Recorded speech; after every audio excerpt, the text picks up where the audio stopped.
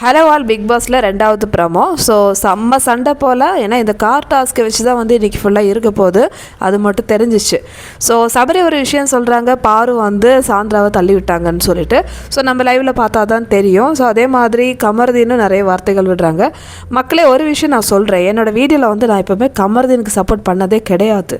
எல்லாருமே அங்கே பேசுகிறாங்க, இப்போ சாந்திராவும் பேசுகிறாங்க, சாந்திராவும் வந்து பீப் பேசுனாங்க இல்லையா, எல்லாருமே தான் பேசுனாங்க. இப்போ இந்த ப்ரமோவில் கூட தான் வந்து எல்லாருமே அசிங்கமாக பேசுகிறாங்க. ஏதோ நான் வந்து கமருதீன் ரொம்ப நல்லா அந்த மாதிரிலாம் சொன்ன மாதிரி கிடையவே கிடையாது. என்னோடய வீடியோஸ் எடுத்து பார்த்தாலே தெரியும் கமருதீனை வந்து எப்படி கழுவி ஊற்றிருப்பேன்னு சொல்லிட்டு. ஸோ அவ்வளோதான். இந்த சண்டையில் வந்து இப்போ என்னென்னா, சபரி வந்து செம்மையாக வந்து பேசுகிறாரு.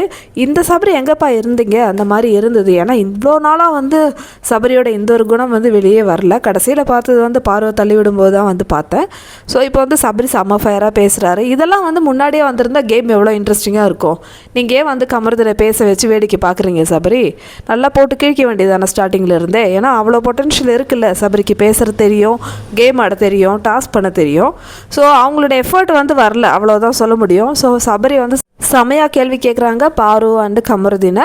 ஸோ பாரு தான் வந்து சாந்திராவை தள்ளி விட்டாங்கன்னு சொல்லிட்டு சபரி விகால்ஸ்லாம் வந்து சொல்கிறாங்க. என்னதான் இருந்தாலும் காரை விட்டு இறங்கக்கூடாதுன்னு சொல்கிறாங்க. யாருக்கு சொல்கிறாங்க? சுபிக்ஷா, திவ்யா, அதே மாதிரி அரோரா, இவங்களுக்கு தான் சொல்கிறாங்க. ஸோ இப்போ வந்து இந்த ப்ரமோவில் பார்க்கும்போது எல்லாருமே இறங்கிட்டாங்க, சாந்திராலாம் இல்லை. இப்போ திவ்யா, சுபிக்ஷா, அரோரா, அதே மாதிரி பின்னாடி வந்து கமருதீன் அண்டு பாரு 5 பேர் தான் இருக்காங்க. மீதி எல்லாருமே இறங்கிட்டாங்க. திவ்யாலாம் சொல்கிறாங்க, இந்த கால் வந்து தலையில் பட்டுருச்சுன்னா அவ்வளோதான், மண்டை மேலே கால் பட்டுருச்சுன்னா அவ்வளோதான்னு சொல்லிட்டு சொல்கிறாங்க. செம்ம மாசான டாஸ்க் தான் வரப்போகுது. ஸோ அதுக்காக இன்றைக்கி எபிசோட் ஃபுல்லாகவே வந்து இப்படி தான் இருக்கும், தூங்கி தூங்கி வழிகிற மாதிரி இருக்கும். ஸோ நைட்டில் தான் வந்து டாஸ்க்கு.